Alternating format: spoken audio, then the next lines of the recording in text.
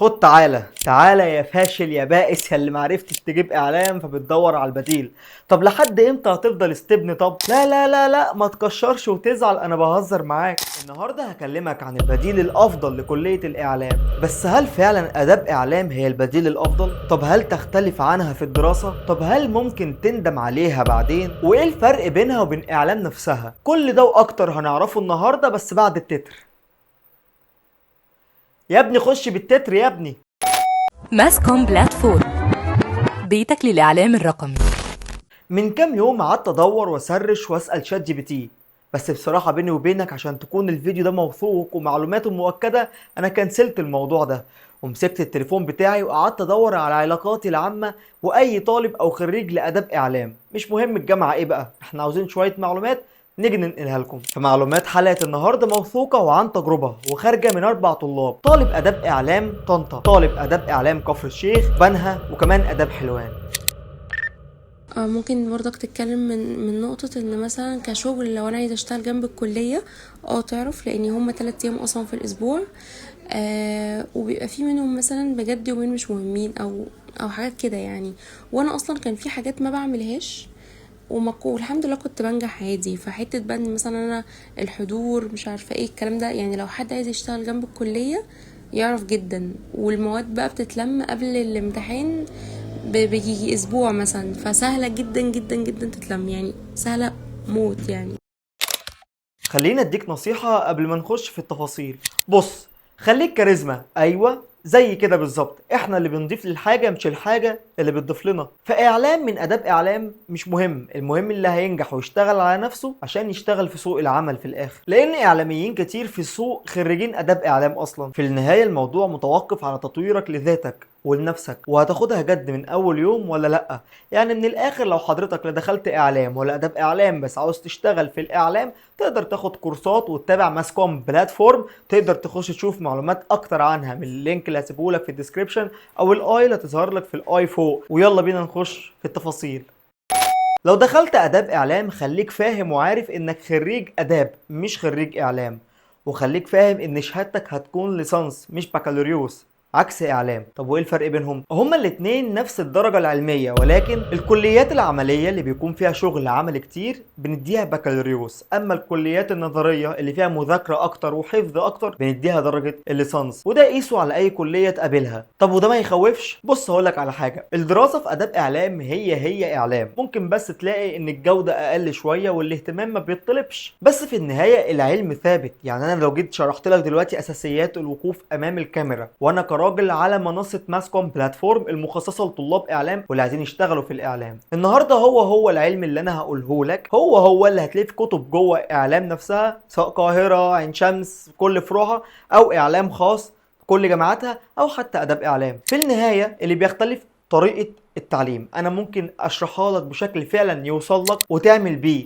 لكن ممكن في حتة تانية نظام شقلب وقلب ويلا عشان تمتحن في الكلمتين وتمشي، وقيس على كده كل حاجة في الدراسة. لان اداب اعلام هي قسم جوه كلية مش كلية وكيان مستقل، فهو هيديك اهتمام 100% بالاعلام. لا، هتلاقي المواد الدراسية حتى كتير متشابهة، ممكن اسم يختلف ولكن نفس الحشو ونفس الشرح. وعلى ذكر العملي خليني اقول لك جمله قالها احد الطلاب اللي سالتهم. بالنسبه للعملي الدكاتره بتوجهك، بتقول لك من اول يوم انت لازم تعمل 1 و2 و3 و4 وتتعلم 1 و2 و3 و4، بس في النهايه هو ملزم بالشرح النظري اللي بيديهولك، لكن على مستوى العملي هو مش هيفيدك باي شيء لان هو مش مجبر على ده، او البرنامج بتاع الكليه مش كده خالص. وده مش معناه ان مفيش عملي، لا موجود، كمان في زيارات وفي ايفنتات وفي حاجات كتير بتروحها وتدريبات كمان بتنزلها. كطالب اعلام هتتخصص في سنة تالتة، اول سنتين هيدوك شوية مداخل في الجغرافيا وفي السياسة والعربي والانجليزي واساسيات تبنيها في مخك، سنة ورا التانية ورا التالتة تتخصص في تخصص في تخصص في تخصص لحد ما تتخرج وتقرر انت بقى انا والله هشتغل في الحتة دي، فتطور نفسك فيها وتتعلم حاجات فيها كتير. وكالعادة وزي أي مجال إعلام في الدنيا بره وجوه، 3 تخصصات رئيسية في آداب إعلام، هو الصحافة والإذاعة والعلاقات العامة والإعلان. كلية آداب إعلام موجودة في كفر الشيخ وفي طنطا وفي بنها واسكندرية وآداب حلوان وجنوب الوادي والمنصورة وغيرها من جامعات تانية بس هي غايبة عن دماغي دلوقتي. سوق العمل والشغل من آداب إعلام، على الورق كلية الإعلام لها الأولوية، لكن على ارض الواقع مش معنى انك خريج اعلام تبقى مؤهل لسوق العمل وان هليبك تشتغل معايا، ولا معنى برضو انك خريج اداب اعلام انك مؤهل للشغل. فهتلاقي واحد جاي من بعيد بعيد تاني بعيد سنه كمان شغال في الاعلام واخد مكانك. ليه؟ لانه اتطور، ذاكر، حضر، اتخصص في حاجه بيحبها وعاوز وقرر انه يشتغل فيها، اهتم بالبيرسونال براند بتاعه، سوق لمهارته، اتعلم مهاره ياكل منها عيش، فهتلاقيه هو موجود وانت لا. وممكن شويه معارف وواسطه. العلاقات العامه مهمه برضو. طالبة من أحد الطلاب اللي سألتهم كانت بتحكي لي وبتقول لي إن في دكتور عندهم هو رئيس تحرير جريدة صحفية، لما سألوه عن سوق العمل والفرق بين طالب إعلام وآداب إعلام قال لهم لو أنا جاي لي الاتنين بعد ما اتخرجوا وده مع الشهادة وده مع الشهادة مش هشغل غير اللي عنده القدرة إنه ينفذ لي التاسكات المطلوبة أو الحاجة اللي أنا عاوزه يعملها بأحسن جودة ممكنة. فصدقني في النهاية اللي بيحكم في الشغل هي جودته، وهل أنت بتعرف تعمله ولا اسمك بتعرف تعمله وواهم نفسك إنك قادر تعمله. طب انا دلوقتي بحب الاعلام، لو ما جاليش كلية اعلام اخش اداب اعلام؟ والله انا لو مكانك بصراحة مش هخش. ايه المفاجأة دي؟ ايه؟ ايوه زي ما سمعت كده بالظبط. طب ليه بقول كده؟ لاني هفكر كتير وهسأل نفسي هل الاعلام بالنسبة لي له الاولوية؟ لو هخش اداب اعلام، هخش اعلام خاص، هخش كلية اعلام ان شاء الله لو في محافظات وانا في محافظة تانية واروح اتغرب. خلاص بقى انا بحب المجال ده، عايز ادرس حاجة بحبها بغض النظر عن وظايف، بغض النظر عن شغل، لان كده كده في مصر مش سهل تلاقي شغل حتى لو خريج حاسبات ومعلومات او حتى برمجة. بص، لو خريج احسن كلية في مصر مش بالسهل. فلما ادرس 4 سنين حاجة بحبها او 5 سنين احسن 100 مرة ما افضل باقلم نفسي على حاجة انا مش حاببها. فاهمها؟ فانا لو الاجابة هنا انا بحب الاعلام وفارق معايا قوي، هخش اداب اعلام او اي حاجه ليها علاقه بالاعلام حتى لو معهد للاعلام. وساعتها هحاول اعوض النواقص اللي موجوده في المعهد ده او في الكليه دي عن طريق الكورسات الخارجيه والمذاكره الذاتيه والتعليم الذاتي وتطوير النفسي، وكل يوم في جديد واطلاع وقراءه والخ. طب مش فارق معاك الدراسه انك تدرس اعلام وتذاكر مناهج الاعلام؟ يبقى كده كده انت هتاخد كورسات خارجيه، صح؟ صح. يبقى تخش اي كليه من وجهه نظري ليها علاقه بلغه او برمجه او اي حاجه لها علاقه بالتكنولوجيا عامه، ولو لغات يبقى احسن بكتير لان يبقى انت ماسك لغه وده مهم جوه الاعلام كمان. وكده كده انت تاخد كورسات، فتاخد كورساتك تتعلم امكانياتك تشوف حاجاتك.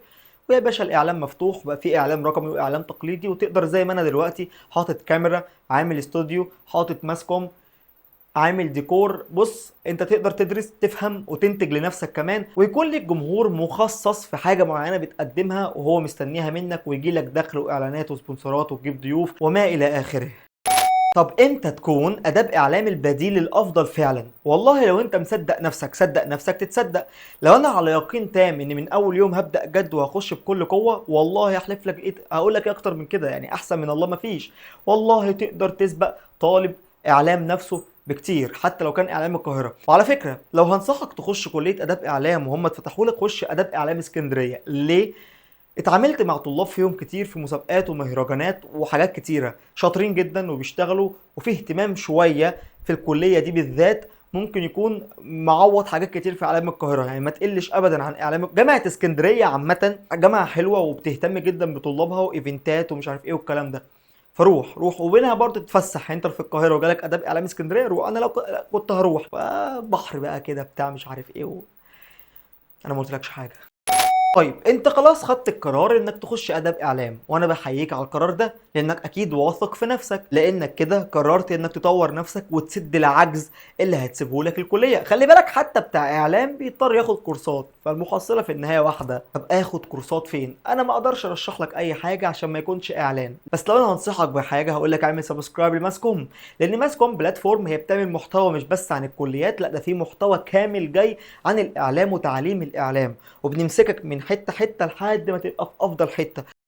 حاجه اخيره خليني اقول لك عليها، ماسكوم بلاتفورم بتقدم لك حاجه اسمها VIP ليست، القايمه الجامده جدا، القايمه الذهبيه. بص قول عليها زي ما انت عاوز تقول. مجموعه من الطلاب بتسجل بياناتها في الفورم اللي هسيبه لك في الديسكريبشن او في اول كومنت. الفورم ده بتحط فيه بياناتك، المنصه بتكلمك وبيكون ليك الاولويه في اي كورس، في اي حدث، في اي ورشه، في اي شغل، في اي فرصه تدريب، اي حاجه انت ليك الاولويه، لانك انت في شروط معينه بتملاها في الفورم. الشروط دي لو موجوده الناس بتحلل وبتصفي وبتختارك. غير ان في طالب كل شهر بنختاره بيكون ليه تدريب مجاني بنسبه 100% لمده 6 شهور. معانا دلوقتي طلاب كتير مستواهم اتحسن جامد جدا. في النهايه لو محتاج كورسات او تدريبات تقدر تكلمني بقى على الانستجرام بتاعي وانا ارشح لك بقى لو عايز تبدا اعمل لك خطه واستراتيجي كامله تبدا ازاي ومنين وازاي تبدا صح. خد القرار انت بس وكلمني.